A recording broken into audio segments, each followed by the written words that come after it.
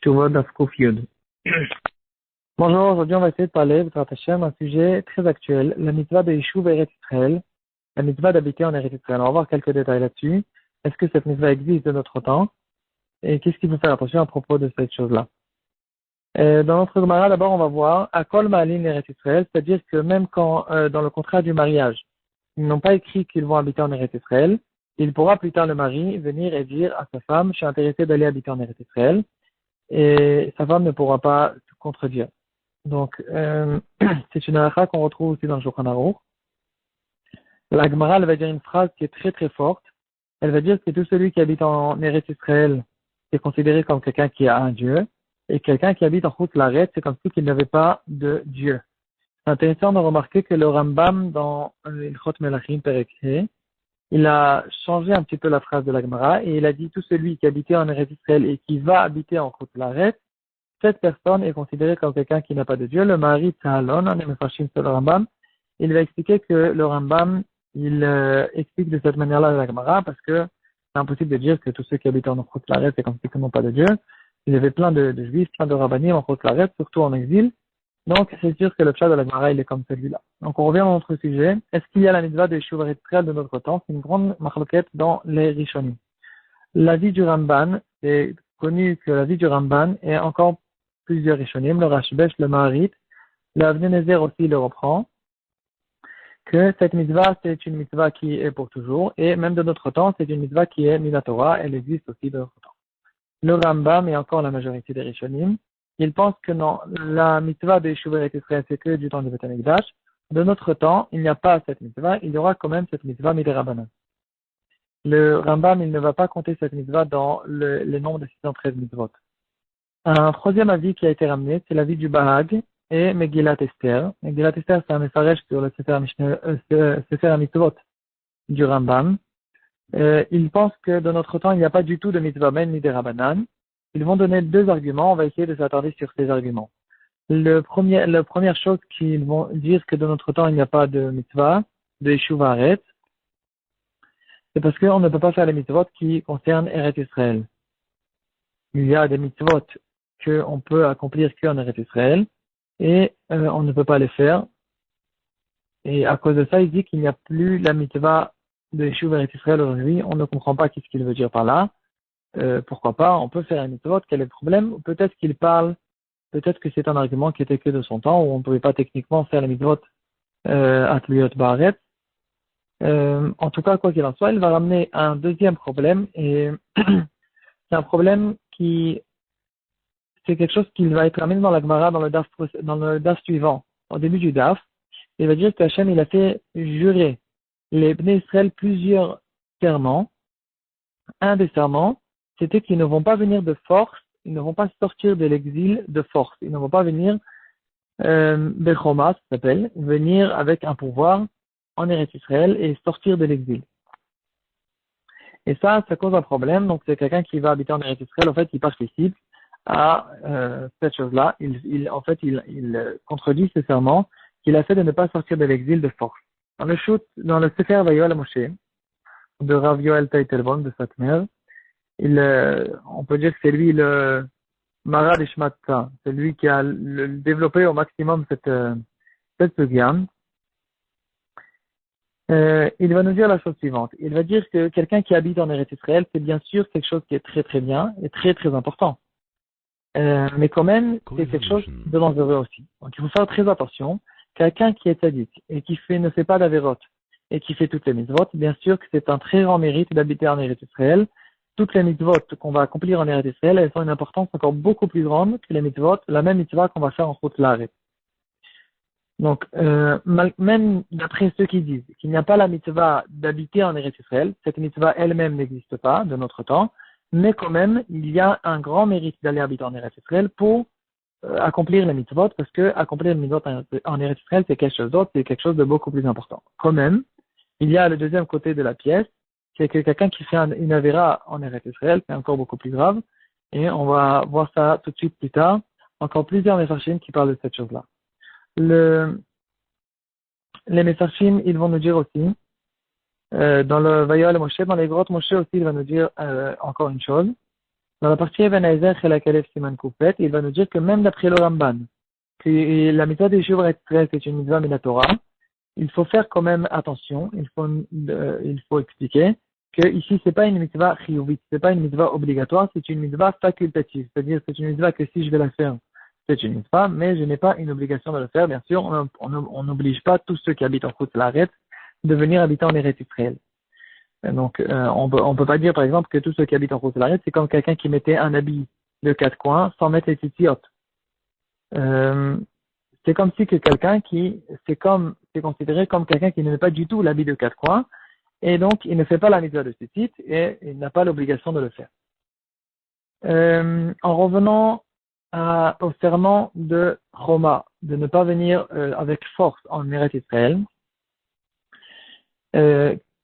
comment on s'arrange avec ça? Donc d'après les Mefarshim, d'après ceux qui disent qu'il y a une mitzvah de notre temps de Yishuv Eretz Israël, au moins Midera Banan, comment on va s'arranger avec ce problème qu'il y a eu un serment de ne pas sortir de l'exil? Ici, la réponse, elle est très facile. Le Maharsha et la majorité des Peskim le disent, que ici, on parle que de un grand groupe qui viennent de manière organisée, avec une force, avec une armée, et toute une organisation de pouvoir et de force, c'est que ça qui a été interdit. Par contre, quelqu'un qui vient de manière individuelle ou une famille qui vient en Eretz Israël pour aller habiter en Eretz Israël, pour faire les mitzvot en Eretz Israël, bien sûr que c'est quelque chose de bien, c'est permis et c'est aussi une mitzvah. Le Avnei Nezer, Siman Tavnun Dalet, dans la partie Yoredea, il en parle longuement de toute cette gamme. Il va faire la remarque, il y a une question en fait qui se pose à propos de cette chose-là, ce serment qu'on a fait qu'on ne va pas sortir d'exil de force. Quel est le dîme dans un cas où les goïms nous ont permis de faire un état en Eretz Israël? Est-ce que dans ce cas-là aussi, il y a une transgression de ce serment ou pas? Et ici, la majorité des poskim vont être mahmir là-dessus. Je pense que tous les poskim sont mahmir là-dessus. Ils disent que c'est pas une question d'accord de goïm ou pas d'accord de goïm. C'est une question de est-ce que le Mashiach il est venu, est-ce que Hachem nous a envoyé, nous a sorti de l'exil lui-même, ou bien c'est un mouvement qui a été fait par certaines personnes qui sont intéressées de faire un état et de recevoir du kavod, etc. Dans ce cas-là, c'est quelque chose qui est interdit, même si les goïms nous ont permis de venir en Eretz Israël. Donc il faut faire attention à cette chose-là, de sortir de l'exil de force, même avec la permission des goïms. Si c'est un mouvement qui est un mouvement de force et un mouvement d'armée, etc., c'est quelque chose qui est strictement interdit, comme on va voir dans le prochain daf à propos des Shavuot que les Bnei Israël ils ont fait à Hachem lorsqu'ils sont sortis en exil. Dans le Sefer Ahavat Yonatan, de Rav Yonatan Aibeshit, il va ramener le pasuk qui parle de ce serment. C'est écrit dans Shir Hashirim, Jbati etrem benot Yerushalayim, im ta'iru ve'im te'oreru et ha'ava ad sheterpat. Je vous ai fait jurer, le Bnei Israël, Hachem s'adresse au Bnei Israël, il dit, je vous ai fait jurer de ne pas réveiller l'amour qu'il y a entre Hachem et le Klal Israël, donc c'est la situation qu'on sort de l'exil et qu'on se trouve ensemble avec Hachem. On ne peut pas réveiller ce moment-là à Tcheterpat jusqu'à que Hachem lui-même il décide de nous faire revenir et de nous ramener le Mashiach. Il va dire que même si tous les goïms sont d'accord, même si tout s'arrange et tout est bien dans dans cette direction, quand même, c'est quelque chose qui ne va pas tant que le Mashiach n'est pas arrivé, c'est interdit. Dans le prix sadique, il va élargir aussi cette interdiction. Il va dire que l'interdiction de sortir de l'exil de force, c'est non seulement on n'a pas le droit de faire des actions, d'agir de manière active pour sortir de l'exil, mais même de faire trop de tfilot, de faire par exemple toutes sortes d'actions spirituelles, de faire jurer des malachim, de faire des caméotes, etc., qui peuvent faire bouger certaines choses dans le ciel pour que la fin des temps arrive et le Mashiach vienne. Si c'est quelque chose qu'on abuse avec ça aussi ça va pas. C'est connu l'histoire avec Rabbi Yosef d'Iliraina. C'était un grand Mekoubal qui vivait il y a quelques centaines d'années à Tzfat, je pense à Tzfat. Il a fait toutes sortes de hashbaot, de toutes sortes il a forcé des malachim avec des schémas, etc., de faire venir la fin des temps. Finalement, il a été puni là-dessus. Il y a toute une histoire. Il y a eu deux chiens qui sont arrivés. C'était le Sitra Achra. Il a réussi à les attraper. On lui a dit de faire très attention, de ne rien leur donner à manger, ni même sentir quoi que ce soit. Finalement, il n'a pas pu. Il leur a donné à sentir. Ils ont réussi à sortir, à se libérer, etc. Toute une histoire. Donc ça aussi, c'est quelque chose qui est interdit.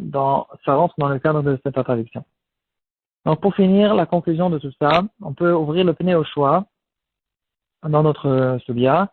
Il dira que de monter en Eretz Israël, si on le fait pour la mitzvah, pour la Kedusha d'Eretz Israël et pour accomplir les mitzvot en Eretz Israël, ou en plus de ça, les mitzvot qu'on peut faire que en Eretz Israël, alors bien sûr que la Kedusha d'Eretz Israël va le protéger des Averot et c'est quelque chose de très bien et très, très grand.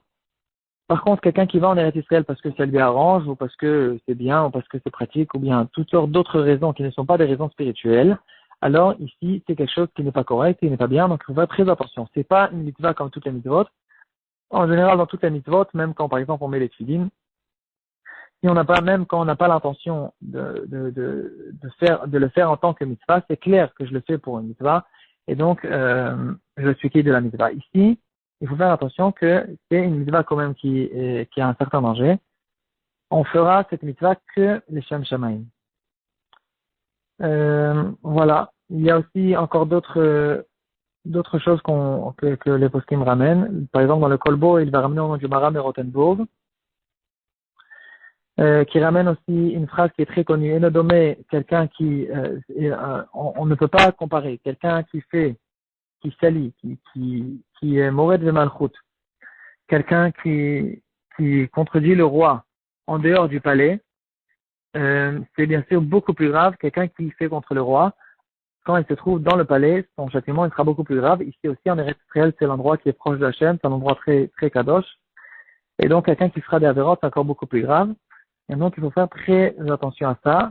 Au courant des générations, on peut trouver qu'il y avait une certaine takana, qu'on n'a pas le droit de monter en Eretz Israël avant l'âge de 60 ans. Comme un peu, on connaît à propos du limo de la Kabbalah, on ne va pas étudier la Kabbalah avant l'âge de 40 ans. Cette takana n'existe plus aujourd'hui. On peut le retrouver dans le Pele Yoet. Et le Pele Yoet aussi, il va dire, on préfère conseiller aux personnes qui veulent aller en Eretz Israël d'attendre qu'ils soient plus âgés, comme ça, ils soient plus posés, plus approfondis dans la Vodat Hashem pour pouvoir faire cette mitzvah de Yeshuva.